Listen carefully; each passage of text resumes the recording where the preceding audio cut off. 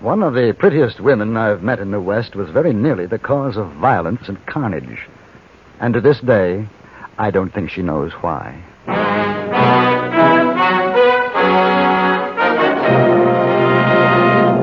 Frontier Gentlemen.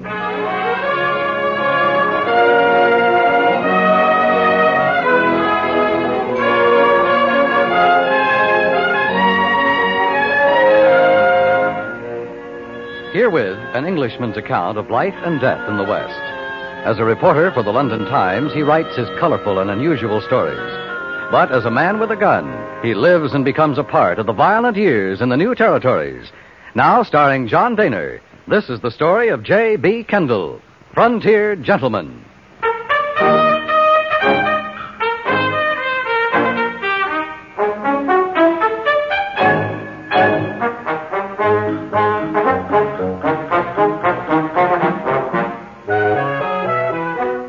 One of the first things I noticed in Laramie, Wyoming Territory, was the intense rivalry between that town and Cheyenne on the other side of the Laramie Mountains.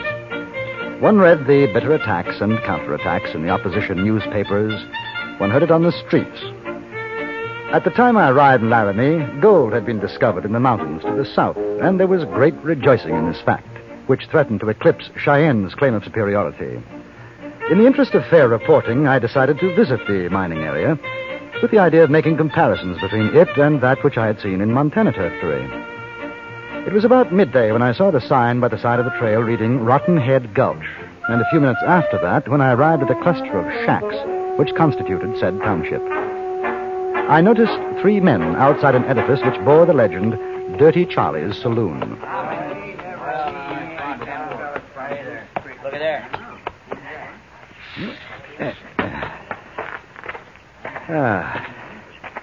Good afternoon. Howdy. Saloon's closed. Oh? Yeah, voting day. Oh, I see. You voted yet?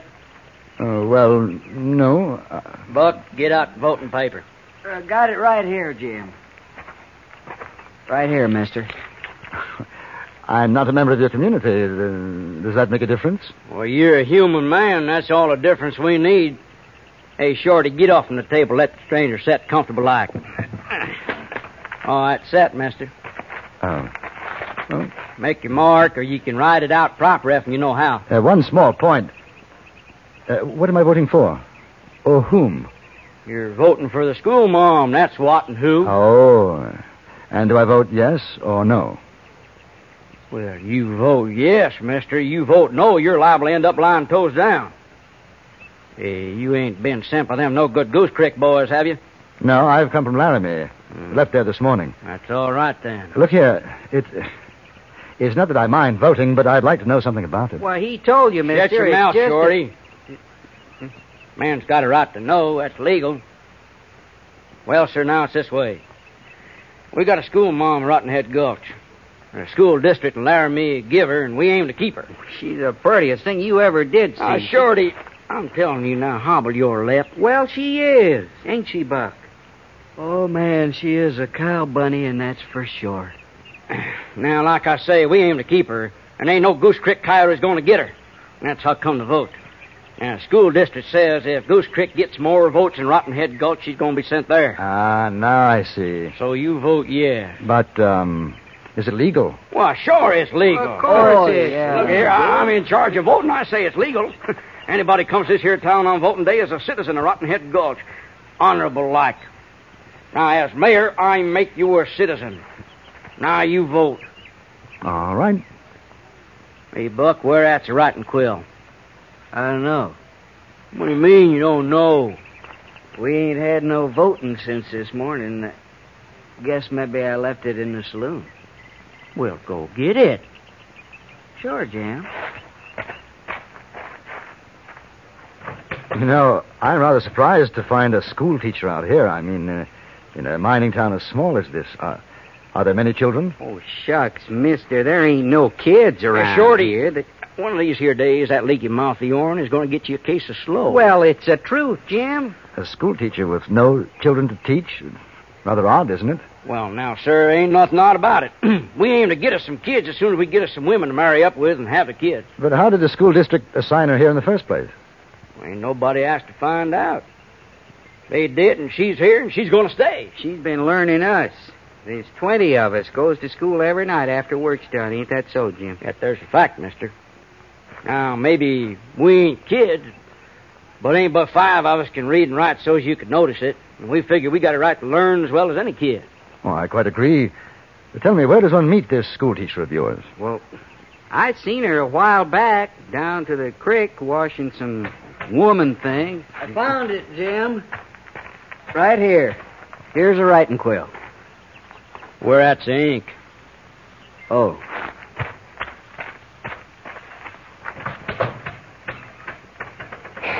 You know something? I want to tell you, that there Buck, well, school ain't going to do him no good.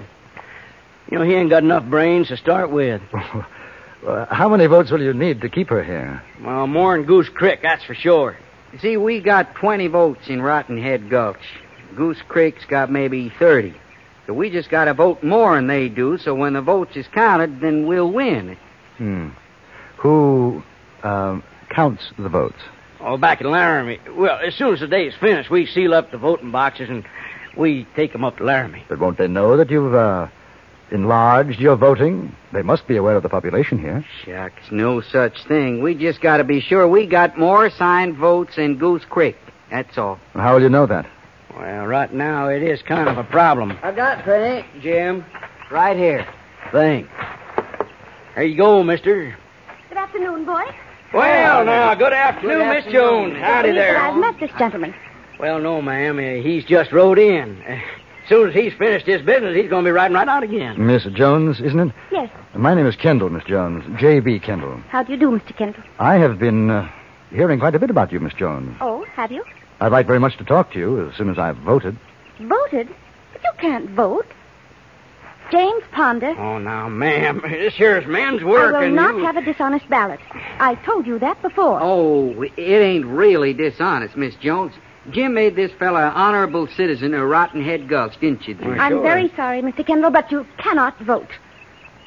Well, ma'am, you just don't understand these here political things. I understand that you're trying to stuff the ballot box, and I will not have it. Has everybody in town voted? Oh, yes, ma'am. We sure have. Then in my presence, I want you to seal the box. Oh, Miss Jones. Oh, look, we can't do that. Look here, now, it ain't legal. Yeah, not till sundown. It just ain't legal. That's what it says right here in these here instructions from the school district in Laramie. Now, it just ain't legal. Not till sundown. If everybody's voted, it's legal. Seal the box. Yes, ma'am. That just don't seem right. Some of the other fellas didn't get to vote. Shorty, can you help me seal up this here now thing? Now, Miss Jones, why don't you take Mr. Kendall and show him the schoolhouse? I figure he'd like to see that. As a matter of fact, I would. All right. And no more voting. Is that understood? Oh, I Miss Jones, understand you, Miss I understand for sure. This way, Mr. Kendall. Are you a miner, too? No. I'm a newspaper correspondent for the London Times. Isn't that strange? I had a feeling, not exactly, but you're very much like my brother. He's a reporter on a Nebraska paper. How strange. It gave me quite a start when I first saw you. Miss Jones, how long have you been here? In Rotten Head Gulch? 3 months. Weren't you surprised to find no children? Yes. Of course, they kept it from me for almost 2 weeks.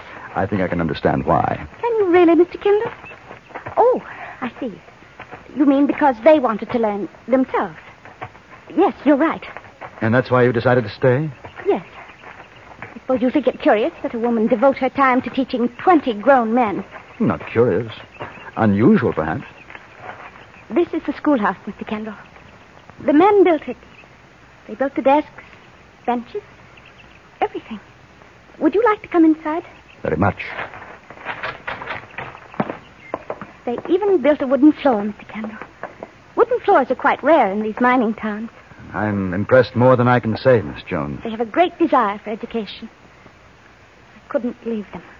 Not after they worked so hard to build this. And now? Unfortunately, word reached the people of Goose Creek that there was a school teacher here. They are a slightly larger community and feel that the school district board should assign me to their town. Besides which, there are 2 children in Goose Creek. I see. The board decided to have it settled by a vote. If enough residents of Goose Creek require my services, and outvote the men of Rottenhead Gulch, I shall have to obey the decision of the board. Well, aren't there other teachers available? Yes. That's the strange part of it. Neither town will accept anyone but me. Of course, I'm flattered. But I can't see that it really makes any difference, can you? Well, yes. In a way. You see... Here she is, boys. You, mister, elevate your hands high. Now, we don't aim to hurt you none, Miss Jones. You just come along with us and everything will be right fine. Mr. Kendall? Now, look here. Take care of him, Wes. I'll do that, Pa.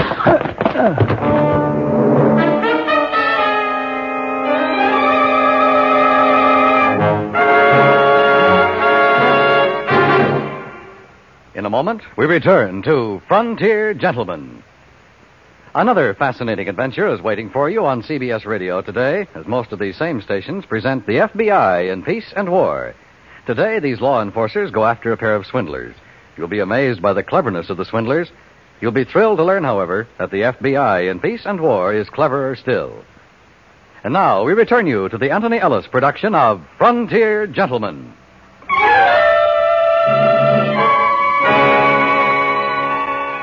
I seem to remember a great roaring in my ears, which, as I awoke, turned out to be the voice of James Ponder.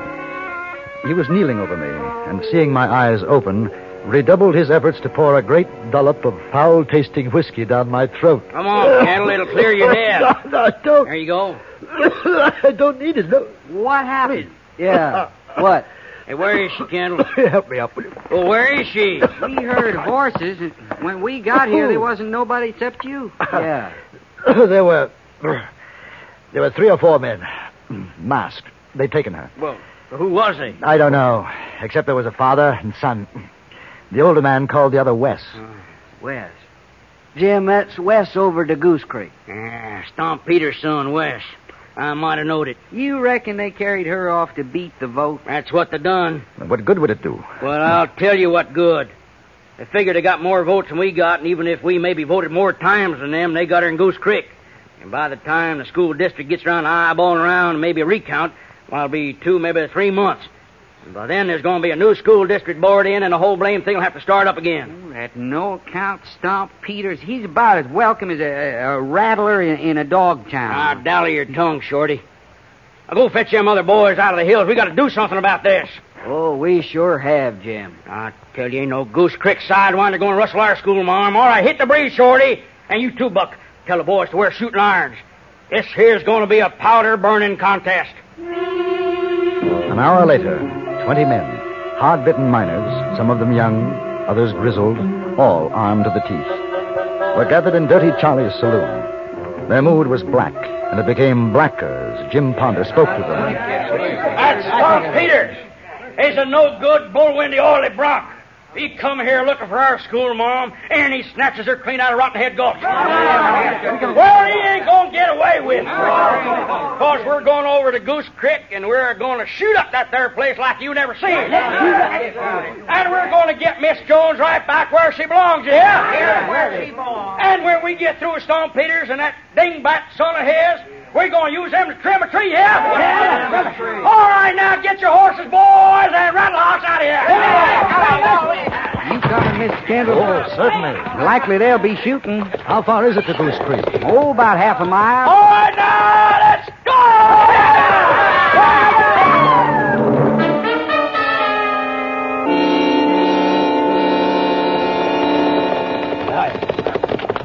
Hold on. Don't you imagine they'll be expecting you? Why, sure they'll be expecting us. It's going to be a real shoot-up. Wouldn't it have been better to surprise them? Well, what for? They know we'd be coming after them. Supposing she gets hurt. Well, now, you know, I didn't think of that. Hey, you figure maybe. With shooting, there's a chance. Boys, you hear what Kendall here says? Well, we don't want the school mom hurt. So you watch where you're shooting at, you hear? All right, now. We're going to take it real slow. Just around the next turn. All right, yeah. Hey, Kendall, you and me, we're going to keep an eye out for Miss Jones. Either one of us eyeballs her gets out of there fast, you hear? Right. There they are. Hey, looky at that there, Kendall. Right in the middle of the street. Like you say, Looks like they've been expecting us. We came upon Goose Creek with abrupt suddenness. The trail rounded a bend and became an elongated clearing, lined on both sides with shacks. Perhaps a half dozen more than existed in Rotten Head Gulch. Between the dwellings and in the middle of the street were piled boxes, barrels, and 2 overturned wagons. Behind this barricade, we could see the figures of men and a reflection of sunlight on steel. Up to this point, even with my headache, the affair had been rather difficult to take seriously, but the complexion had radically changed. When we were no more than 20 yards from the defenders, Jim Ponder held up his hand. Everybody! Yeah! Stop, Peter! What do you want, Ponder? We come to get Miss Jones and take her back to her rightful home. She's in her rightful home. Just where she is. And you're a liar. Want to start trouble? We ain't going back without the school, Marm. Maybe you ain't going back because you'll be shaking hands with St. Peter. Let me talk to him. This ain't no time for chewing the cud. Let's start throwing lead. Shorty, shut your mouth, will you? They're in a better position than we are. Shucks, we could ride right over them. If you lived that long. What's the matter, boys? Afraid to take the big jump? Come out, Peters. You can bring another man with you.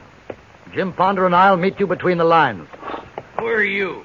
The chap who was with Miss Jones. I told you, Pa. I told you he wasn't dead. All right.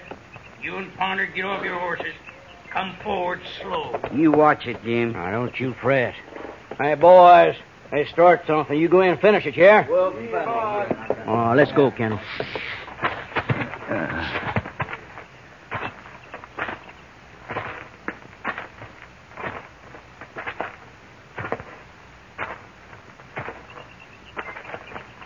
What's your name, mister? Kendall. This here's my boy, Wes. We figured he'd killed you. I told you I didn't, Pa. What do you got to say? Where's Miss Jones? In the schoolhouse we got built for her? Is she all right? Sure, she's all right. Ain't nobody gonna hurt that pretty gal. No, sir. We aim to take her back, Stomp Peters. You're off your mental reservation if you think you can do it, Ponder. You ain't got no right to a schoolma'am nohow. Why, there ain't a kid in that broken-down, flea-bitten town of yours. Well, that don't matter. We aim to get some by and by. School district give her to us. We just outvoted you. She's ours now. You better set your gun a-going, Stomp Peters. Well, that what you want? I'm willing. Draw. Now, wait. That won't settle anything. Well, I never seen a better way. You get him, Pa. Cut down this here Kendall fella. Young man, I owe you something for that clout on the head, but I have no desire to kill you. Now, both of you, keep your hands in sight. You too, Jim. Huh?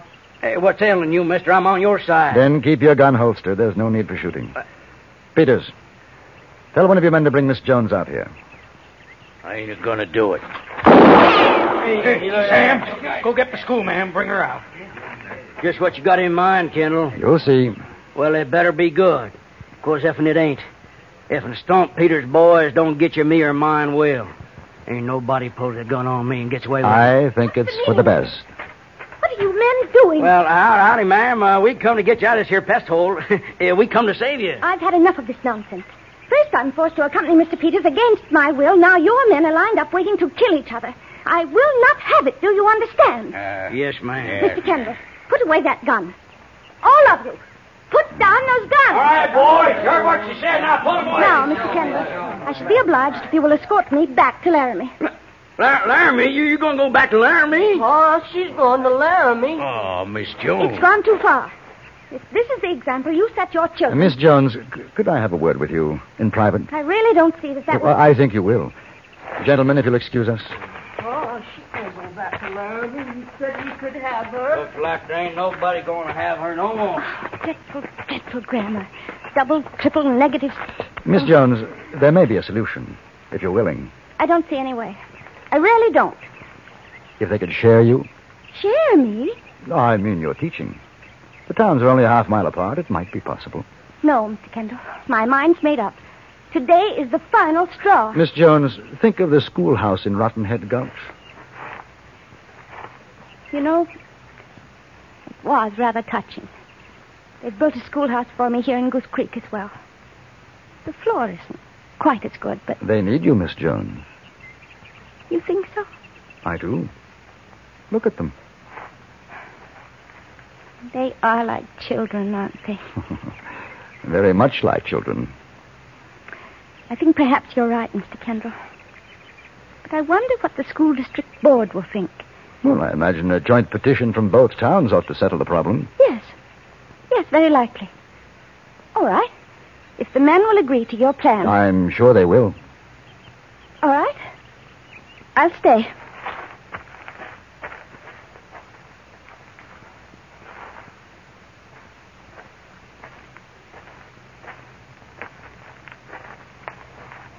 Mr. Kendall. Yes? While I was being held captive, a rather terrible thought occurred to me. It is the education that I can give them, isn't it? I mean, there are no baser thoughts involved. Perhaps because I am a woman? Miss Jones, were it not for the fact that I have already completed my school and university curricula, I should not hesitate to avail myself of the opportunity to better my education. Thank you, Mr. Kendall. You've relieved my mind. The matter was settled most amicably, and readers of the London Times will be interested to know that an extraordinarily pretty woman by the name of Miss Annabella Jones is now entrusted with the education of some 53 adults and 2 children in the mining towns of Goose Creek and Rotten Head Gulch in Wyoming Territory.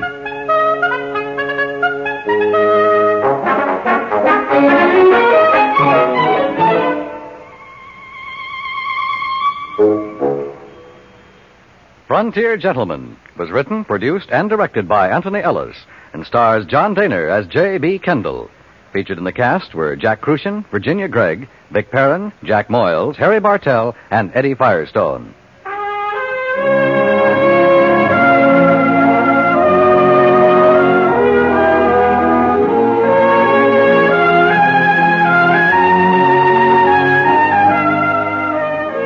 Tenth episode of Gunsmoke proves no gambling stakes were too high along the frontier. For thrill upon thrill, hear what happens in the pioneer days of Dodge City when a man's life hangs upon the outcome of a horse race. That's on CBS Radio's Gunsmoke later on today. Join us again next week for another report from The Frontier Gentleman. Dan Cubberly speaking.